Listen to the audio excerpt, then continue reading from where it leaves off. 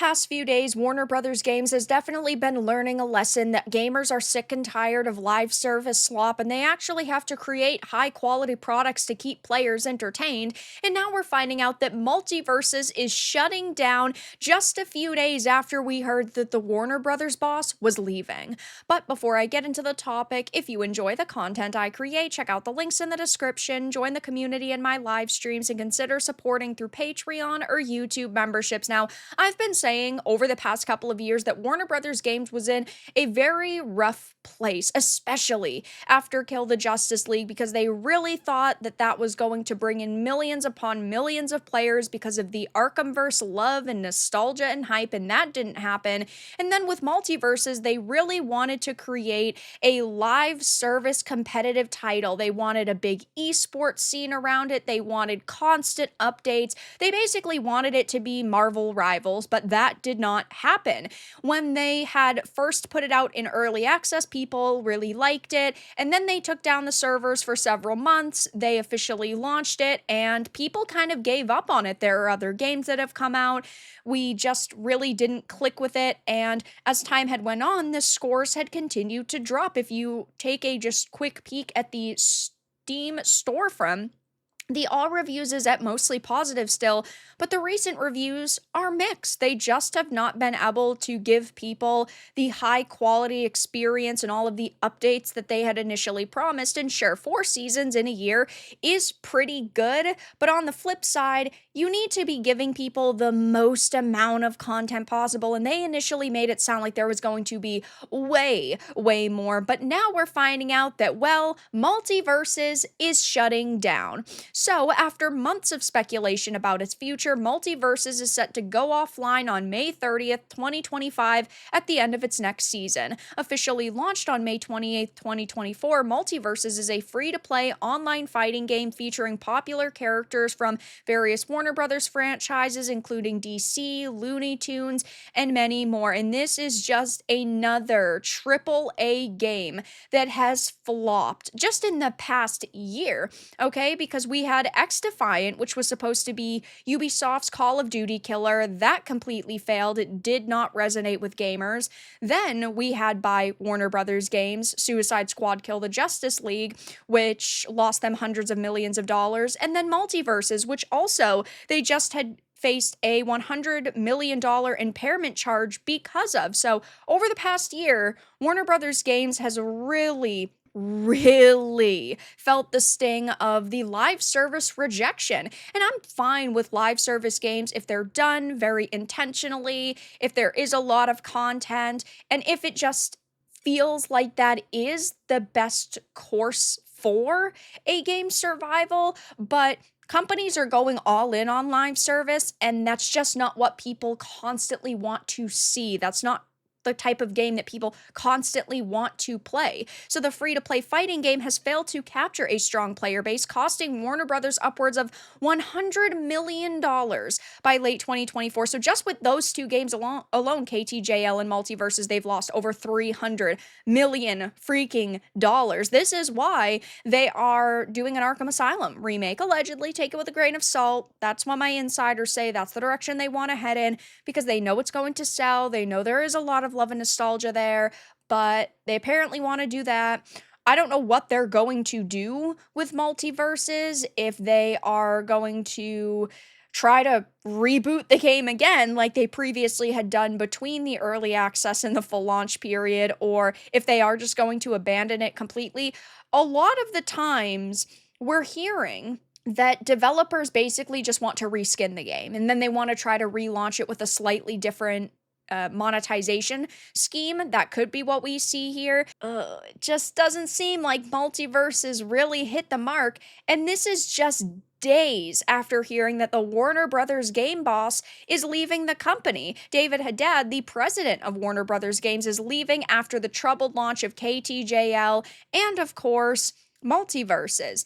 In 2023, they saw big success with a game like Hogwarts Legacy, and they were really hoping that they were going to be able to carry that hype and all of that money made with Quidditch Champions and KTJL and MultiVersus, but clearly that did not happen. And now, of course, they are getting absolutely roasted by gamers. Tried to give this game a chance. It had potential. Before shutting down Give Us Mods Back, this was also another major problem where they had removed the mods. This has got to be one of the biggest fumbles I've ever seen. If only the devs cared about the game instead of just filling it with fucking micro transactions. There are so many amazing games out there that are killed by pay to win or predatory monetization systems. It's like I always talk about Black Desert Online. I absolutely love the gameplay, true action combat. There are tons of different characters, lots of amazing skins, but it is pay to win. That is the case with a lot of Korean MMOs. It's very sad. The gameplay itself is amazing, and the character customization system is the best I have ever experienced in a game, but I can't recommend it to people because it's predatorily monetized. You have to swipe your credit card if you want an advantage in the game. With Marvel Rivals, they've done everything correctly. There's no pay to win, there's no stat boosts, there's no XP boosts. Yes, there are skins, and some of them are rather pricey. There are bundles for like $25 and $30 if you want the movie costumes, but you don't have to buy any of those. And only a month after launch, they were already releasing brand new characters and new maps, and that is really great, and the game is really well done. And also, if you look at something like Battle Pass, they don't expire after the season ends, so you can continue to level them up, which I just think is so superb, and that is how so many companies should do it. But when you have developers who either just don't really care about the game, or you have publishers who only care about making money, yeah, we end up with situations like this where a game has so much potential, but then it just is completely underutilized or improperly utilized, and then games die. Here are the mistakes made. First beta was abandoned, then a full year of silence and many fails in terms of communication. Huge hype at launch, but barely any updates. That means players left. Relaunch was worse than the beta. Game felt downgraded despite Unreal Engine upgrade claims. Major bugs, hitbox issues, balancing problems. Yeah, I didn't really try too much of it because I had like a lot of technical difficulties and it just wasn't worth it. I eventually figured I would actually go back to giving it a shot, but I did not end up doing that. And well, it looks like I never will get a chance to. Skins and cosmetics were mismanaged. Skins were removed, downgraded rarity, false promises, competitive scene was DOA, no real tournaments, no prize pools, no proper ranks.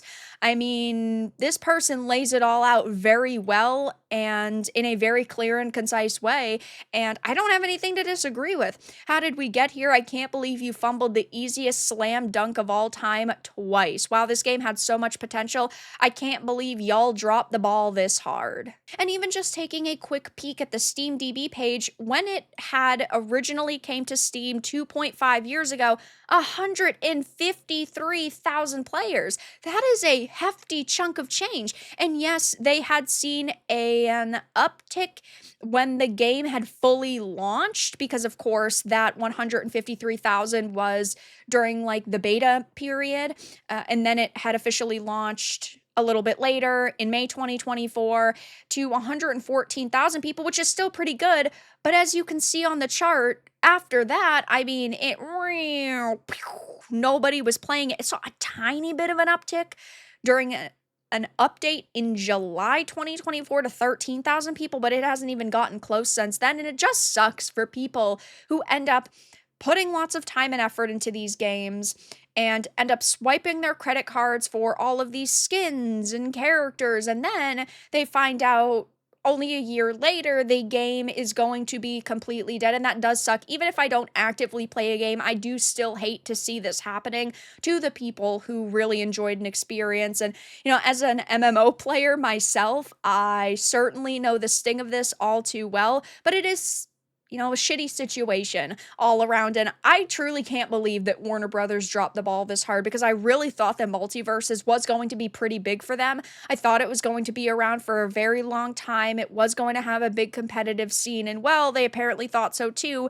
And that did not happen. So it will be interesting to see if any disgruntled developers end up coming forward because I'm sure a lot of people are going to get laid off. A lot of people are going to get fired. A lot of people might even end up moving studios. But for now, that's all that I really had to discuss in this video. Let everyone know your thoughts in the comments below. If you enjoyed this, give it a like, and if you didn't, give it a dislike. I appreciate your support either way, but I'll talk to you all again in the next video really soon.